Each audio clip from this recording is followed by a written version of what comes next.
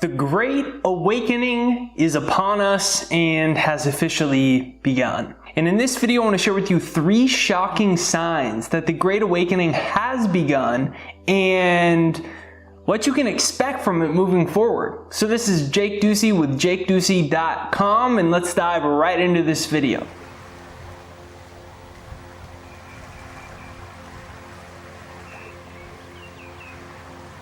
So the first shocking sign, and really the start of this whole Great Awakening, is really a distrust for government and systems that's starting to brew. People are starting to get skeptical. They're starting to get skeptical about the economy, official narratives the government is telling people. Now, the result of this, and we started to see this in the 70s, is that in essence, there's kind of a counterculture movement. Now in the 70s, the counterculture movement was really kind of more spawned by drugs, psychedelics, things like that. This is something that is going to be totally different in that this distrust for government and this questioning of media narratives, the result of it is it breeds community. One of the problems that we've had in our world is we're more divided than ever. And we have gotten to this place where there's such a big separation. And that's all starting to fall, because when you start to get into this place where there's a higher level of distrust and questioning of official narratives, what happens is you start to breed community. When people are quarantined, when people are locked down, what else happens? You start to build community.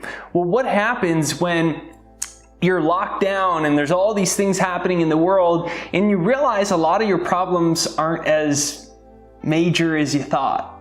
Well, it breeds compassion.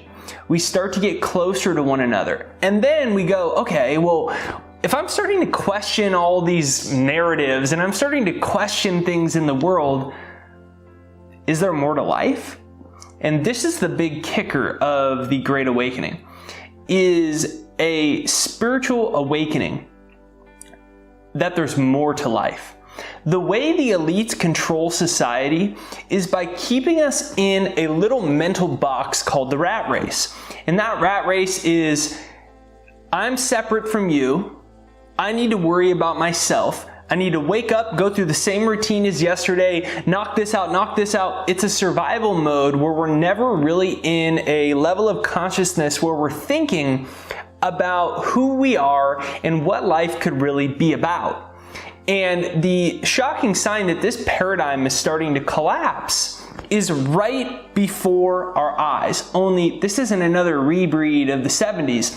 This is a shift when people are starting to realize that we're all one, and they're starting to look within themselves and find out that they're much more than a little body. In fact, 99% of who you are, you can't even see. The second shocking sign of this Great Awakening is a fear of death. Now, death is a taboo subject that we do not speak about. It's something that nobody wants to talk about. Well, what happens when you have a global lockdown? Every day the news is televising new deaths, people are dying, people are sick, all these types of things. And you can't move on with a regular life. So you have a lot of time to reflect, and a lot of people are afraid. You're confronted with your own quote-unquote mortality, and you're confronted with the fear of death. Only what's going to happen right now is that there is this great spiritual awakening and people realize there actually is no such thing as death. So the biggest thing, I think it's the most important sign, is when people's reptilian brains are activated and these reptilian brains are controlled by fear and we start getting all afraid, what happens is you start questioning that fear. And a couple things happen. The first thing that happens is once this pandemic ends and things subside and things go back to a new normal, people are going to realize life is a lot shorter than they ever thought, than they ever considered. Because we don't consider it, because like we said earlier, most people are stuck in a very small box level of consciousness, so we aren't considering more to life because we're so focused on the day-to-day minutia and the day-to-day happenings. Well, when you're confronted with your own quote-unquote mortality, you start to live life the way you want. You start to express your own freedoms, your own individuality. And what happens if you're no longer afraid to die? Well, you're not afraid of anything else. You're certainly not afraid of being told no. You certainly aren't afraid of writing your dream book or your dream album or starting your dream business or moving to your dream city or asking that person out. You're not afraid of any of that going wrong. So you do it. So what's going to happen is people are going to start living with less regrets because they aren't afraid anymore. That's what's going to happen. Now, the second part of this is when you're faced with your own mortality, you say, is there really such a thing as death? Well, how could there be? Perhaps there's a mortality, of course, of the physical form. But the physical form, we just said, is a very small part of who you are. 99.99999% of who you are, you can't see. How do I know that? Did I just make that up? No. Science tells us that the wall right there, the chair right here, and my hand right here are all 99.999% empty space. Because an atom, the building blocks of the physical universe, are 99% empty space. Huh? 99% empty space. All of this is made up of energy that we cannot see. A divine intelligence we cannot see, call it consciousness. And what are you? You're using this body like a rental car in order to learn certain spiritual lessons and incarnate here in a more dense physical realm in order to evolve and grow your consciousness. What are you really? You're a point of awareness. And what is death? Death is just a changing of your point of awareness. We live in a very small bandwidth of energy. It's called visible light. There are so many more spectrums of energy beyond what we can see. And what's going to happen is people are going to start waking up to their own spirituality. What is spirituality? It's the act of having a relationship with the spirit realm. That's what spirituality is. It's your own personal relationship with something higher than what you can see with your eyes. Because if this is all 99% empty space, what is it? It's spirit. That's what it is. It's consciousness. What is spirit? It's consciousness. And what are you? You're an individualized point of consciousness. You're an individualized point of awareness. That's what soul is. And people are starting to wake up to that. And it's going to be a beautiful thing. The reason it's going to be a beautiful thing is because people are going to start to live in more harmony with nature, more harmony with God, more harmony with kindness and love, and they're not going to be afraid anymore. Why would you be afraid to ask somebody out? Why would you be afraid to start your dream business? Why would you be afraid to write your book? Why would you be afraid to do the things that you've always wanted to do if life is just a ride? Bill Hicks, the famous comedian, summed this up great, and this is what's going to start happening. He said that life is like a ride at an amusement park, and it goes up and down, around and around. It has thrills and chills, and it's brightly colored, and it's fun for a while. And some people have been on this ride for a while, and some people start to question, is this real, or is this just a ride? And we kill those people. People say, look at my furrows of worry. Look at my bank account. This has to be real. But it's just a ride. And that's how powerful our minds are. And at any moment, we can choose between fear and love.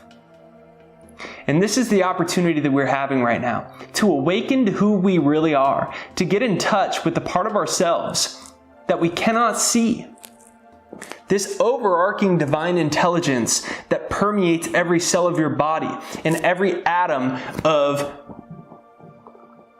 coffee glasses, walls, it's in everything. You are one with the divine intelligence, and you are a divine being, and so is everybody else. And as this consciousness expands, our world is going to become enlightened. Now, the third sign is kind of unusual. And it's that people are losing their jobs, they're losing their money, and they're losing a lot of their lifestyles right now. They will gain it back in a new way. Why do I say that? Well, because Bonnie Ware, she was a palliative nurse, meaning she worked with people on their deathbeds. She wrote a very famous book called The Top Regrets of Dying. And she surveyed thousands of people on their deathbed. And what she found out was the number one common regret between thousands of people that she helped was, I wish I would have lived a life true to myself. Well, what happens if you've been convinced by society to do a job you hate your whole life? You've been convinced that you aren't smart enough to do something else. You've been convinced that you need to do X, Y, and Z. You don't like it. It doesn't make you happy. You look in the mirror and you're not happy. You wake up and you're not happy, but you're told you need to do it. And then when you're 70 years old, then you retire and then you can do what you want. Well, what happens when the people are starting to get to 65, 70 years old and they're finding out half of their 401k is gone? So they were sold this bill of goods for 60 years to do, but then they get to the end of the road and the money's not there. What happens is people say, wow, I have one life to live. It develops a DGAF attitude. You can Google that if you want to find out what it means, because I don't want to cuss on my videos. Don't give up. It creates an attitude like that where people start to wake up and people start to say, well, what would I want to do? You know, before this happened, the Gallup polls estimated that 75% of Americans were actively disengaged from their jobs. That's a politically correct way to say 75% of people hate what they do. That's going to change. People are waking up. People are sitting in their house. People are losing their jobs. People are confronting their own quote unquote fear of death. And they're saying, why am I going to waste my life any longer? And what this is going to do is breed a whole new generation of people fulfilled. It's going to breed a whole new generation of people that live on purpose. They live with meaning. This is going to create more fulfillment. They say the number one cause of illness is stress related. Stress will eventually go down because people are going to start to address the number one regret. I wish I would have lived a life true to myself. Ralph Waldo Emerson said it best. He said the greatest success is to be yourself in a world that's constantly trying to make you anything else. And so far, this world has succeeded. It's convinced us to be anything but ourselves, to go get that job we hate, to go do that thing that we hate. And we're told, just be responsible and later in life. Well, that illusion is falling down. And people are waking up to the idea. They look down at the fears and they say, those fears aren't so bad. I'm an eternal being. They're getting in touch with their own spirituality. They're getting in touch with God. They're getting in touch with the universe. And guess what? This summons courage. This summons bravery for people to face their greatest fears, to go do the things they've always wanted to do. And this is going to help awaken society because it's a 100th monkey effect. As it keeps happening and someone else does it, it flips a switch and somebody else says, hey, I could do it too. Now, all of these things are culminating at the same time. That's why this is the Great Awakening. All of this is happening right now, and we're remembering, why did we incarnate?